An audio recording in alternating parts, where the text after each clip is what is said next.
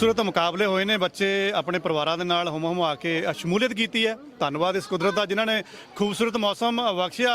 ਸਾਡੇ ਨਾਲ ਬੱਚੇ ਅੰਡਰ 8 ਰਨਰ ਅਪ ਨੇ ਜੀ। ਸ਼ੀਲਡਾਂ ਚੱਕੀ ਫਿਰਦੇ ਨੇ, ਤਖਤੀਆਂ ਹੀ ਚੱਕੀ ਫਿਰਦੇ ਨੇ ਤੇ ਵੱਡੀਆਂ ਸ਼ੀਲਡਾਂ ਹੀ ਮੇਰੇ ਖਿਆਲ ਆ ਕੱਪ ਚੱਕਿਆ ਹੋਇਆ ਨਿਆਣਿਆਂ ਨੂੰ ਸ਼ਾਬਾਸ਼ ਆ। ਗੱਲ ਕਰਦੇ ਆ ਇਹਨਾਂ ਨੂੰ ਸਿਖਾਉਣ ਵਾਲਿਆਂ ਦੀ। ਇਹਨਾਂ ਦੇ ਮਾਂ-ਬਾਪ ਨਾਲ ਨੇ ਤੇ ਕੋਚ ਸਾਹਿਬਾਨ ਨਾਲ ਨੇ। ਹਾਂਜੀ, ਪਹਿਲਾਂ ਆਪਣਾ ਨਾਮ ਦੱਸ ਕੇ ਚੱਲੋ ਜੀ। ਜਤਿੰਦਰ ਸਿੰਘ ਜੀ। ਜਤਿੰਦਰ ਸਿੰਘ ਜੀ, ਇਹ ਮੈਚ ਵੈਸੇ ਅਸੀਂ ਕਵਰ ਵੀ ਕੀਤਾ ਹੈ ਤੇ ਮੈਚ ਮੈਂ ਖੁਦ ਦੇਖਿਆ ਵੀ ਆ ਜੀ। ਬਹੁਤ ਸੋਹਣਾ ਮੈਚ ਸੀਗਾ। ਨਿਆਣਿਆਂ ਨੇ ਮਤਲਬ ਕਿ ਜ਼ੋਰ ਇੱਦਾਂ ਲਾਇਆ ਜਿੱਦਾਂ ਨਾ ਪੁਰਾਣਾ ਕੋਈ ਜੀਟਰ ਟਾਈਟਰ ਲੱਗਿਆ ਹੁੰਦਾ ਉਧਰ 9-11 ਦੇ ਨਾਲ। ਤੇ ਕਿਸ ਤਰ੍ਹਾਂ ਦਾ ਮਹਿਸੂਸ ਹੋ ਰਿਹਾ ਜੀ? ਭਾਜੀ ਅਸੀਂ ਬਹੁਤ ਪ੍ਰਾਊਡ ਆ ਆਪਣੇ ਬੱਚਿਆਂ ਤੇ। ਦੇ ਵਰਕ ਹਾਰਡ ਥਰੂ ਆਊਟ ਦਾ ਸੀਜ਼ਨ। ਤੇ ਹੁਣ ਥੋੜਾ ਜਿਹਾ ਵੈਸੇ ਕਮੀ ਸਾਨੂੰ ਲੱਗੀ, ਅਸੀਂ ਰਨਰ ਅਪ ਤਾਂ ਰਹੇ, ਅਸੀਂ ਸੀਜ਼ਨ ਦੇ ਵਿੱਚ ਆਫ ਸੀਗੇ ਤੇ ਸਾਨੂੰ 1-2 ਦਿਨਾਂ 'ਚ ਹੀ ਤਿਆਰੀ ਕਰਕੇ ਇੱਥੇ ਆਉਣਾ ਪਿਆ। ਬਟ ਅਸੀਂ we are very proud of our kids how they have come up through the year. ਤੇ ਸਾਨੂੰ ਵਧੀਆ ਲੱਗਾ ਇਹਨਾਂ ਨੂੰ ਦੇਖ ਕੇ।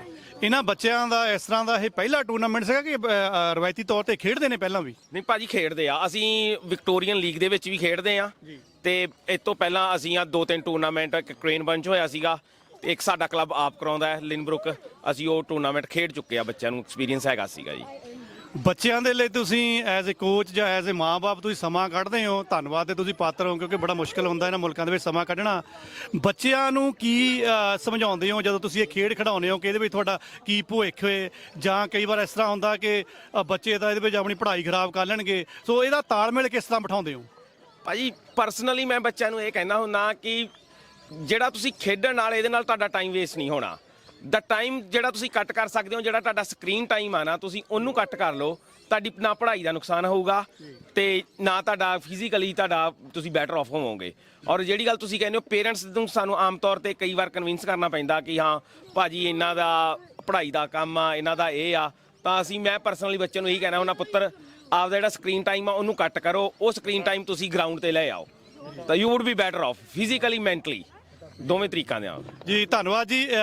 ਕੋਸ਼ਿਸ਼ ਕਰਦੇ ਆ ਥੋੜੇ ਬੱਚਿਆਂ ਨਾਲ ਵੀ ਆਪਾਂ ਤਾਲਮੇਲ ਬਣਾਈਏ। ਹਾਂ ਵੀ ਬੱਚਿਓ ਮਾੜਾ ਜਿਹਾ ਯਾਰ ਇੱਧਰ ਨੂੰ ਆਇਓ।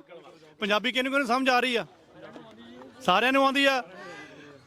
ਵੈਸੇ ਇਹ ਨਹੀਂ ਸੋਚਣਾ ਹੈਗਾ ਕਿ ਤੁਸੀਂ ਹਾਰ ਕੇ ਆਏ ਹੋ ਜਾਂ ਜਿੱਤ ਕੇ ਆਏ ਹੋ। ਤੁਸੀਂ ਬਹੁਤ ਵਧੀਆ ਖੇਡੇ ਹੋ, ਕੋਈ ਫਰਕ ਨਹੀਂ ਪੈਂਦਾ ਹਾਰ ਜੇ ਦਾ। ਇੱਥੇ ਆਉਣਾ ਤੁਹਾਡੀ ਜਿਹੜੀ ਨਾ ਬਹੁਤ ਵੱਡੀ ਕਹਿ ਲਓ ਕਿ ਪ੍ਰਾਪਤੀ ਆ। ਜਦੋਂ ਤੁਸੀਂ ਗੋਲ ਵਗੈਰਾ ਕਰਦੇ ਹੋ, ਜਦੋਂ ਤੁਸੀਂ ਜਿੱਤਦੇ ਹੋ ਤਾਂ ਉਹ ਇੱਕ ਚੰਗਿਆੜ ਜਿਹੀ ਮਾਰਦੇ ਹੁੰਦੇ ਆ, ਉਹ ਮਾਰਨੀ ਆਉਂਦੀ ਸਾਰਿਆਂ ਨੂੰ ਇਕੱਠੇ ਹੋ ਕੇ। ਗੱਲ ਬਣੀ ਨਹੀਂ ਹਜੇ ਸਾਰੇ ਜੀ।